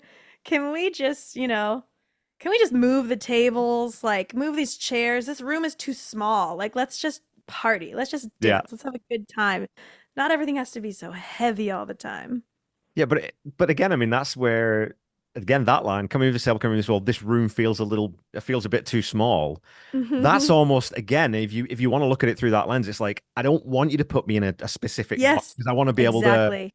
spread my wings. And I think that it's sort of almost a comment on this album because it never sits in one place. Like sonically, it's Yeah. consistent. And again, it's a parallel with the album Wildflowers by Tom Petty, where you get 15 songs that are sonically really quite different, but somehow the production, Rick Rubin and Tom Petty and Mike Campbell, made them feel like they are one story. And you've done the same thing with this album because the 3 songs that we've talked about so far sound nothing like one another at all. I mean, they're, I and they said know. it was deliberately picking songs that are very different looks, but they still Yeah. feel thematically consistent, which is a hell of a Yeah. trick to pull off. I guess so. I mean, yeah, the album as a whole, uh, if I could sum it up for me and the creation of it is it's a it's a piece of resistance, you know? So even though the themes are different, the stories are different, every song I'm resisting something. I'm resisting rigidity, I'm resisting the Right. status quo, you know, I'm resisting the things that are imposed, that get imposed on you. And um yeah, it's resistance, it's hope and healing and Yeah. um yeah, very. I wondered though for a time when I had all these songs together, like each song is totally different. And for a second, you know, I'm kind of like, is this too all over the place? Like it doesn't feel like that, but I'm trying to listen with ears of, you know, somebody else's ears. You don't know me, you don't know my message, you don't know my thing, you don't know me from Yeah. Adam. Uh, is this going to be too all over the place? So that's good to hear that you feel an unbiased listener, feel a string, a thread going through it all. What the worst thing an album could be, or when you listen to an album, I don't want it, not boring is not the right word, but I don't want to be completely comfortable. I don't want to think I know what's coming next. Right. I don't always want Yes. that. Sometimes, depending on what I'm listening for, if I'm listening to AC/DC, I want to know exactly what's coming next, and I know what's coming next because it's going to be the same as the last bloody song, and that's Yeah. fine for that specific thing. But with an album like this, where it is saying something, especially if it's an album where someone's got things they need to get out, and they are Hmm. in some cases very important things, very personal things. I think the fact that it does move around, especially because most of these are fairly low tempo. We don't Yep. have an absolute sort of all out Right. quote unquote banger. So I Yeah. think that the sonic variation that you do throw in is really important because then it sort of breaks up and keeps it interesting. This album never gets boring at any point. Cool. That's really good to hear. I mean, it doesn't for me either, Yeah. but that's good to hear. Well, let's flick to Frowned Upon Daughter because I want to just cut straight to the bridge of this song, Sure. which is nuts. Okay, so I'm Yeah. going to play this up. So it's quite dark and brooding, and it's a really odd lyric, and we'll maybe talk about that a little bit. But it's Sure. when it gets to this part, it's like, okay, I did not see this coming. know better than to come for me.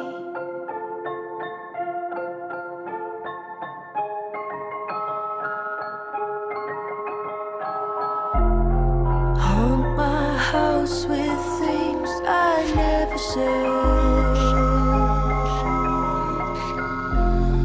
Break my bones and stick to stone me dead. Raise this house and raise this ghost again. How do you hold the world in your hand? All through every curve. That cutout is just so satisfying now. But I wanted to ask, where the hell did that come from? Because that piano part that you're playing there's so much atonality in it that you Yeah. don't get in pop songs. And to the point where actually a lot of producers, I think, would say, oh, yeah, no, don't play that discordant sort of. I think Well, it there's goes like to even just major. half steps up or something. It's weird. Like it's just. Yeah. Yeah, well, so there's a key change in this song. Yeah. So there's already one existing key change, and it's all minor. It's a very minor song, and then for that bridge, we take it to a major. Yeah. And it has that, you know, that like toy piano music Yeah. box sound, kind of like a Yes. haunted little. Yeah. I loved that because I feel like it really evokes that. It's just haunting to me. This whole Yeah. song is, and I want it to feel like a musical horror movie. You That's know, it's literally what I'd written down. Really? Literally what I'd written down. 100%. I swear to God. mission accomplished. Oh, that's so great. Because yeah, I mean, it's eerie, it's ghastly. I see like old Victorian mansion and a haunted house, Yeah. and yeah, and we did some funky stuff with it. So when did that happen then for that bridge section? Because Mhm. I'm assuming, or I don't know what you actually wrote when you started writing Yeah. on the piano. I don't know what that sequence sounded like. Was that Yeah. something where when you get into the studio, you think, I wonder if we just try this? Like, was there a few different approaches to that bridge, or? I'm trying to think. I believe that was pre-existing. That Okay. was when I wrote it on the keys. Um, there was an arrangement decision that did get made in the studio that was not pre-written Okay. at the very end. But that part was, yeah, I think that was all in my little room when I was writing it, and it just felt creepy. Okay. And like in a fitting way. Like, Yeah. yeah, this fits. Like I want it to feel icky and creepy and haunty and like I'm stuck in this haunted house and I can't get out. Mission Uh accomplished. yeah. But it's also cool, and I wonder if then in the arrangement stuff you're talking about, there's a weird little bit in the I don't know if it's in the first chorus, I have to go back and listen again, but definitely in the second where Mhm. you're playing a 3/4, you're playing a 3/4 time Mhm. phrase, but it's over top of a 4/4 beat. Yes. So it's almost polyrhythmic in that sense that it's like, again, the one doesn't Dun, always dun, exactly line up. I dun, was like, dun. that's Yeah. really neat. That's really, really cool. And again, all those little subtle things that when you listen to this album 3 or 4 times, you're like, it's so much going on. It's so densely Yeah. layered, but it's Yes. mixed so well that you don't always notice it. It's surreptitious, you know? I know. I feel like every time I listen to it, I notice different things, and I love that. Yeah. I love that. It reminds me of like the paintings that you stare at it for long enough and then you walk a little bit and their eyes are following you. Or like every time you look at it, it looks a little bit, you notice different things. Yeah. Um that's kind of, yeah. I wish I was, well, I do love fine art. I do love painting and drawing and stuff like that. And I don't know, somehow I feel like that translates to the way that I write is it's like I'm painting pictures with the words Yeah. and with the composition. That's how I feel. I'm painting pictures. I'm writing stories and using the colors of my emotions, and it's very visceral for me. Yeah. It's got a, I don't know if you've ever been to the Rijksmuseum in Amsterdam. If you ever get a chance, I wish. go there That because sounds so cool. oh, when you walk down this long central sort of section, this corridor, and at the end of it, you can see the Night Watch by Rembrandt, which is like it's just this huge painting, and that's my favorite piece of art in the entire world. So I got the chance to go there, and when you sit in front of that painting, you would swear to God that the characters move. There's just something about the way it's the way it's lit, and Rembrandt was so good with light and shade. There's something about it that it really starts to play tricks on your mind, and I think part of it is the scale of it, but it's got that thing where there's an elusiveness to it that you can't quite ever pin down what it is exactly that you're looking at. And again, that's what this song is sonically Wow. where it sits with me is like I still don't know what I'm supposed to do with it. You know what I mean? Which is in a good way, but I don't know where it's supposed to fit in my head, you know? Yeah. Oh, I love that. I love that. That's all I want for my music is just to make people go, "What? Like, what am I supposed to do with that?" It's like, yeah, chew on it. Okay, well let's talk about one more song. I mean, like I said, Okay. I emailed you and said I could probably sit down and I could do an hour on each one of these songs, no Oh my problem. gosh, that's But so fun. Spinning is the first track on the sort of Yeah. the temporary playlist In that you this sent order me. that you got. Yeah. So let's play a little bit of this one because again, this is another different sonic Totally look at different, a right? yeah.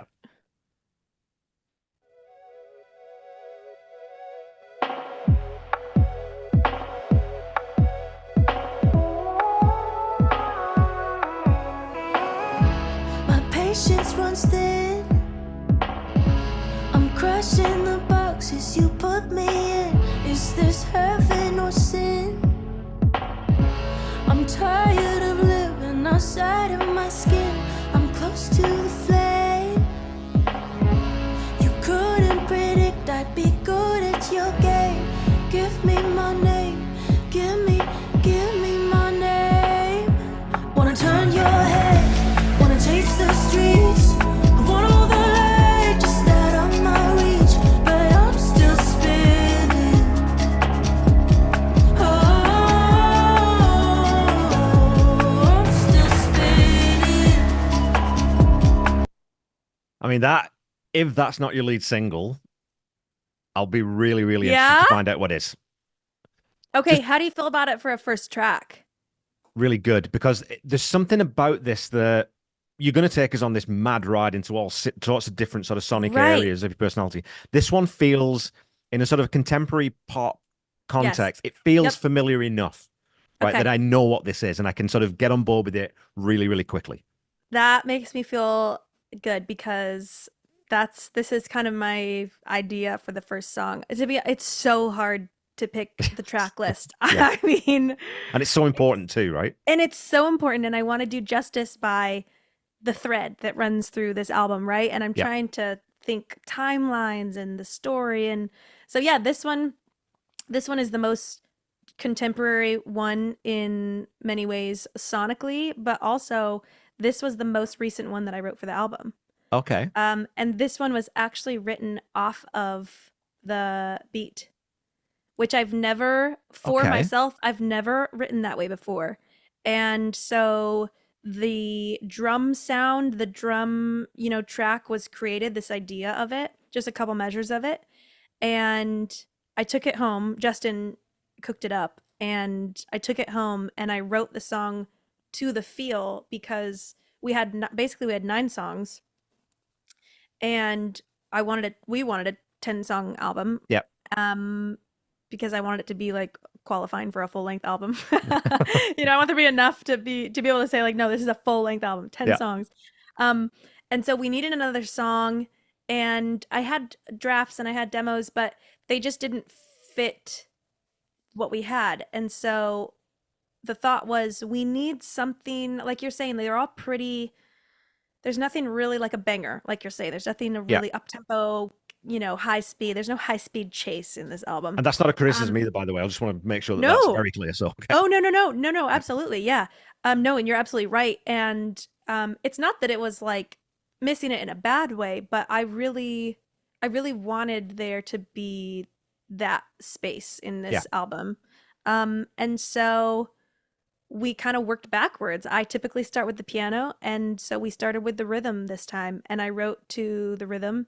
And it ended up, sounding like a different flavor, I guess, of Yeah. my songwriting. It was actually really fun because I took it home and I put on some like heavy synth sounding piano like pads and synths and stuff, and I Yeah. found some like really dark, gnarly sounds, and I wrote really just based by like the feel of the beat and the synths, because I wanted to the first priority was that it needs to have a certain sound. It needs to have that like, that sound to it, that like beat and that darkness and the get up and go.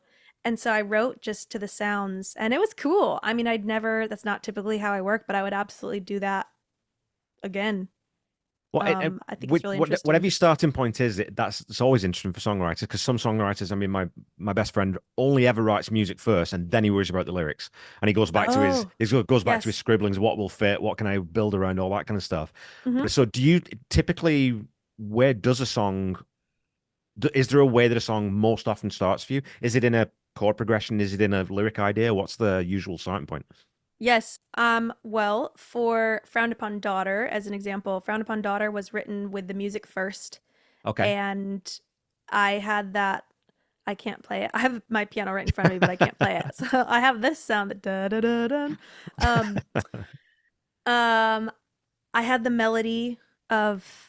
Actually, it wasn't the melody. I had like the compositional part, just the instrumental part, and it was just beautiful on the piano. And I wasn't even writing like a song for voice. It was really late at night, and I was just playing the piano just to play the piano, and it sounded like a little bit classical, a little bit. Yep. I have, when I just play the song on the piano, it's totally different.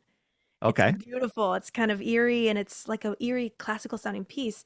And then I just loved it so much that I'm started to think, what if I turn this into a song that I can sing, because this is just so pretty to me that I don't want to let Yeah. it go to waste. So then I had to edit some things out and make room for a melody, make room for the layers on top. Yeah. But at its core, it's a beautiful piano piece.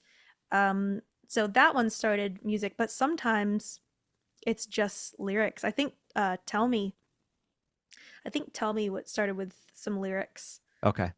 So I don't have like a formula that I use. I'm too ADHD for a formula. I'm too scattered to abide by a formula. It's really just what am I feeling? What does the moment call for? Do I have something to say, or do I have a sound that I want to, mess around with? So it just depends. It's neat though, because that's that, songwriter. If anyone who is a songwriter, that they just turn up sometimes, and it's almost like it's coming from somewhere else, and it isn't. It is coming from within you. But being attuned to that and knowing to Yeah. pay attention and listen to that voice when it comes, whether it is a beat and thinking, wait a minute, I think I can do something here. I think that's the craft part of songwriting, right? That's the idea that Yes. it's not all inspiration. There's a lot of perspiration, and there's a ton of perspiration on this album. But knowing Yeah. when that inspiration and when to listen to, I think is just crucial for any artist, right? Yes, and some of the songs I picked away at for a long time. Yeah. Some of those songs are 2 years in the making. Some of them were written spinning I wrote in 2 days, and Frowned Upon Daughter, I was sitting on that for like a year and a half. It wasn't like oh, this is Yeah. gonna be the greatest song ever made. It was just, oh, I think I'll come. Oh yeah, that one song that was really pretty. Let me come back to that. See where that's at. Yeah. And it's funny how that works. But I mean, we talk about, if you wrote this in 2 days, that's crazy, because there's quite a lot of depth in this song beneath the surface. And we get that bridges again. You don't like us getting too comfortable. We go left Oh turn on the yeah, bridge. got a little creepy on the bridge. Yeah. And then there's also, Yeah, because there's that line in there, I press the keys till I bruise my wrist, a yeah, figure ballerina's twist, which first of all is just very poetic.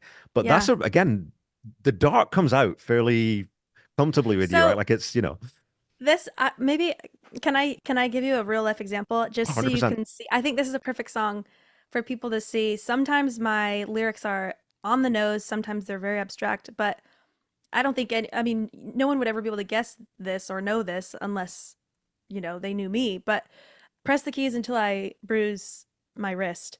Um, when I was 8, I was given an email address by my father, and it was kind of like, hey, if you ever have anything that you want to talk to me about, just shoot me an email. And so Okay. that was kind of how I grew up communicating with my parent, was by Oh, writing wow. emails at the age of 8, right? Really absurd, right?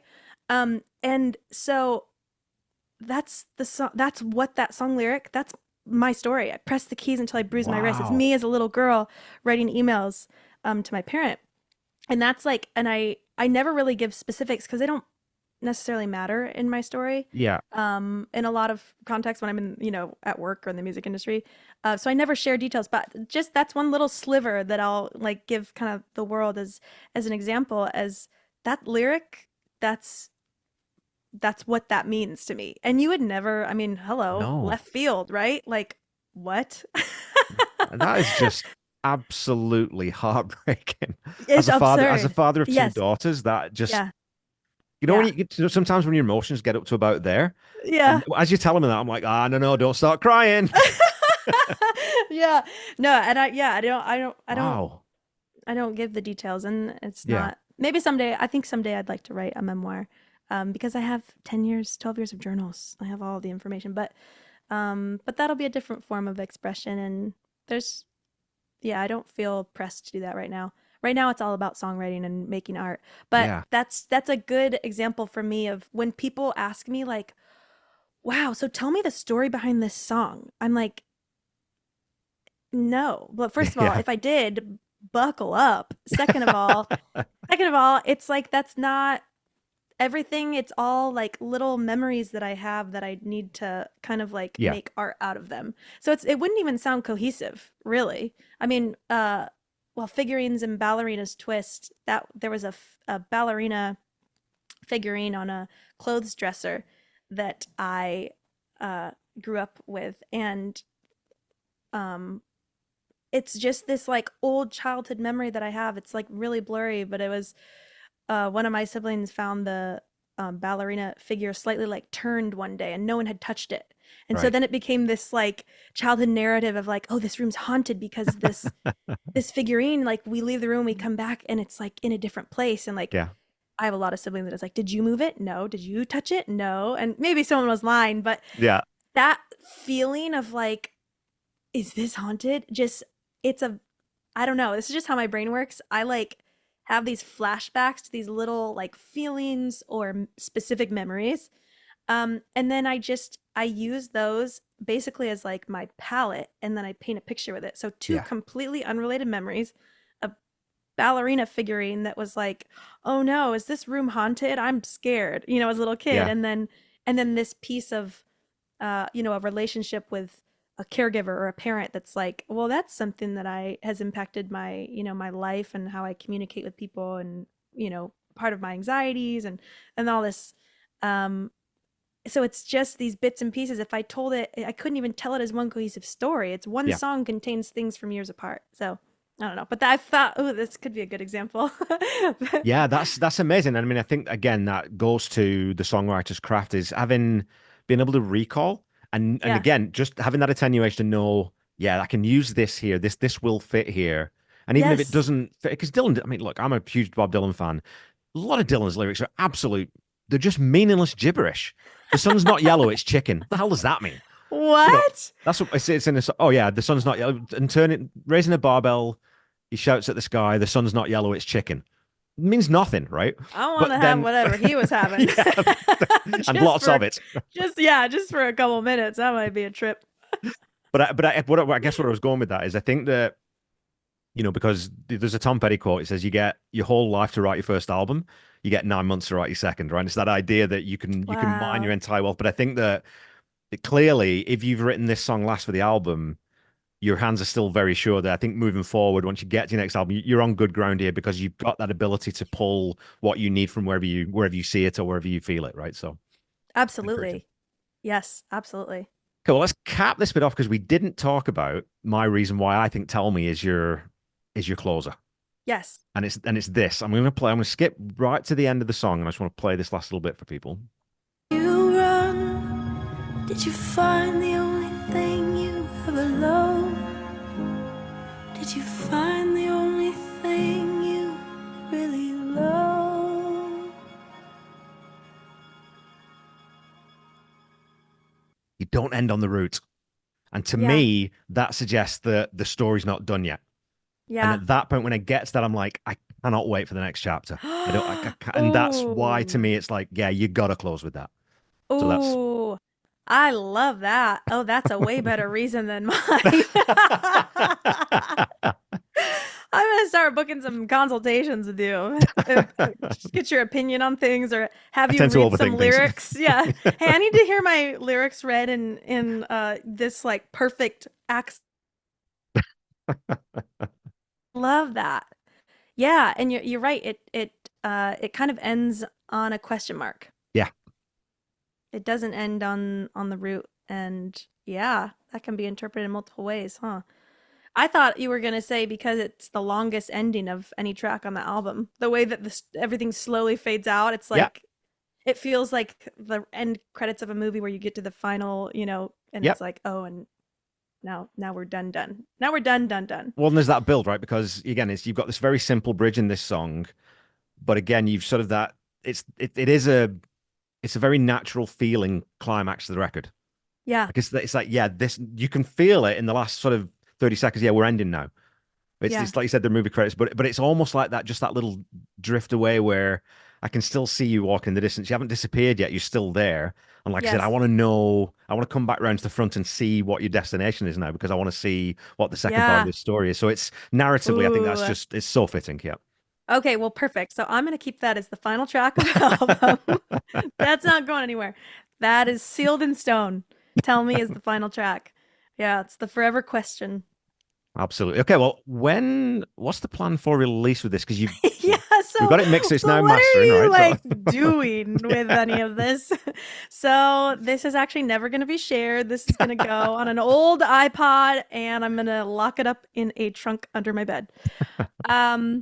Yes. So like I had said in the Threads post, I think that was 2 weeks ago now, but 2 weeks ago, it went through the final round of mix edits, and it hit that little finish line marker that I was just so relieved, because this has been 2 years in the making. Yeah.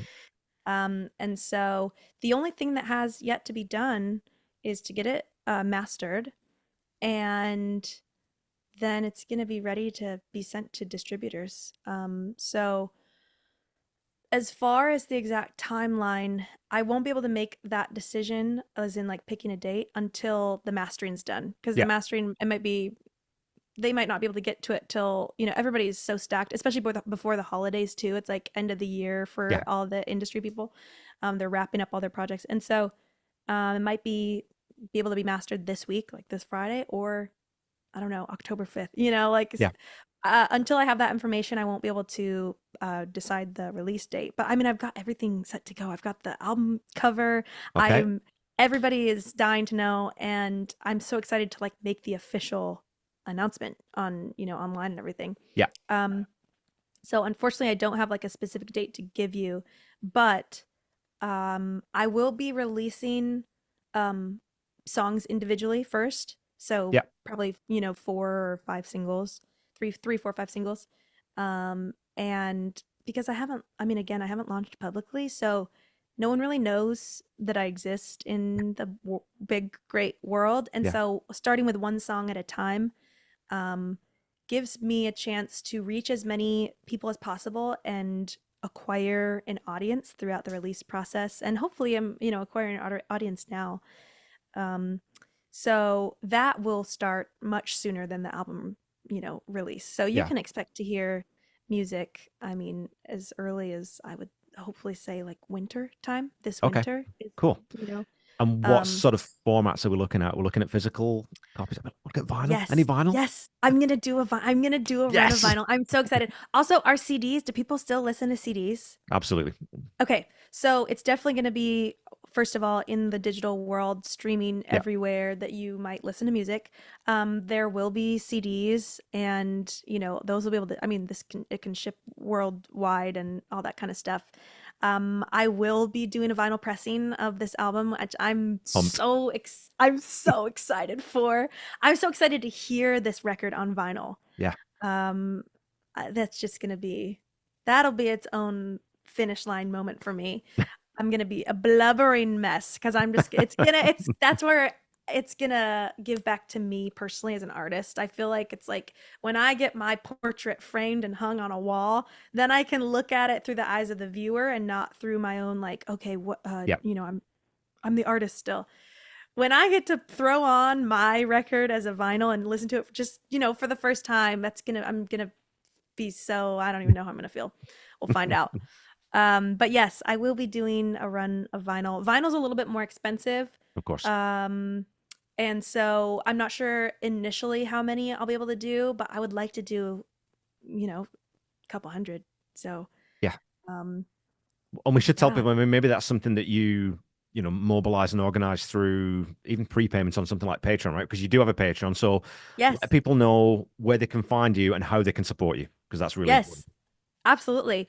And I'm not sure if we touched on this, but I am an independent artist right now, so I am not signed by a record label. Yep. And so with that, I don't have the funding that usually comes with a label, where they, at this point, kind of act like a bank that gives you a loan, and then, you know, they kind of own everything and you got to pay them back. So Yep. thankfully, in one sense, on one hand, I'm free from that, from those strings attached. But on the other hand, it's also up to me to be my own bank and fund myself. And so, yeah, that's why it's taken this long too, because all the songs were written. The album could have been made in 2 weeks of intense Yeah. recording time, but it was 2 years because I had to pay for it on my own. And like I said in that Threads post, like every paycheck that I got doing a million things, events or whatever, would just go straight to the producer or the mix engineer or the musician, you know, playing. Yeah. And so, yes, I am an independent artist, so I do have a Patreon, and that for me is kind of where I'm taking you behind the scenes, off the algorithm, free of social media, which is fun because like it's just me here in my bedroom, and I'm doing a little post where I'm taking cover song requests from my followers right now, and I'll be posting some cover songs this week of just whatever people want to hear. And I'm just, you know, more behind the scenesy type stuff. When I did some underwater filming for the title track music video, a friend of mine filmed all of that behind the scenes stuff, and that's posted only on my Patreon. So there's content that's not being posted to social media, and it's very just, you know, it's just me on the day to day. And so, yes, that is my name. I don't know, should I come up with that? Is there like a username? Let me look. Yeah, So if you like just go to patreon.com/Amelia McLean, you will show up. Perfect. Okay, Yeah. no hyphen or anything? No. Oh, okay. So yeah, patreon.com/Amelia McLean. Thank you for doing the due diligence there. And yes, I have this little family, this little growing family, this little tribe on there. And it's a $10 a month subscription and it goes directly to me. So that helps me keep my little lights on in my house, and it funds everything that I do, everything that I'm doing, and my entire life is just music coming out my ears. So I also have what else do I need to talk about? Instagram, social media. I mean, Social media, you like I have said, links. all the links, I'll share those. Yeah, it's just as under my name, Amelia McLean, McLean. Everybody tries to spell it differently. Someday people will know how to spell it. Well, my daughter's name is Kaylin, Kalyn, and she'll Oh, get it written 2 different ways in the same bloody report card. So, yes. the struggle is real. Yes. Yes, Amelia McLean on all things. Yeah. Well, I just wanted to say thank you so much for creating this. I think you've written and produced an album, first of all, of absolutely stunning quality sonically. The songwriting's phenomenal. It's lasting. I think it's one of those, it's a set of songs that are timeless and it'll always relate to people because it is about humans and human connection, human life. And so I'm just so thrilled that, if I stumbled across you by accident on Threads, that we've had a great conversation, and I really look forward to, if this gets in front of the right people, I can only see this being the start of a trajectory for you in the music industry that I'm looking forward to watching how quickly it ascends, because Oh my God. you're a wonderful person to talk to. Like I said, you can't fake being a good person really very well online, even no matter, it doesn't matter. It does come across. Let me show you my criminal record really quick. So, and thanks for jumping on. I know we've been on a couple hours now. I took a couple of hours of your life. Oh, this when has you could be been doing other things. no. This is it for me. I mean, I can't wait. I want this for the rest of my life. I really do. I do. This has been so fun. Thanks for having me on. I'm so glad that the algorithm brought my little dramatic post to you and that you clicked in on it and did some sleuthing. This has been a blast, and yeah, thank you so much. This is so fun. Just promise me one thing. Once you've got to the Grammys and you win your first Grammy for Album of the Year, make sure you come back on the podcast and tell me all about it. Oh, absolutely. Hey, we can have a meetup after this album is out. Yeah, all the things. I want to, you know Awesome. what? I want to come to Canada. It's a great I want to place come to to play Canada. music. Yes, I know. I'm wanting to tour and just travel and see all the places, see all the things. So that's going to be a stop. Awesome. Well, thank you very much. And so go check out Amelia, go support her on Patreon, go check out all the socials. I'll be back with you next week to talk about probably Tom Petty. We'll see.